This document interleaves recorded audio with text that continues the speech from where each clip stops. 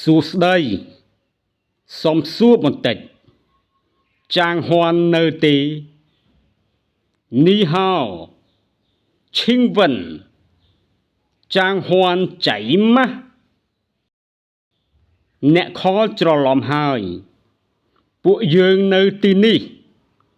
មិនមានឈ្មោះចាងហ៊ានទេនីតាឆក់លើ我们这儿没有叫张欢的សំទោសទុយពូឈី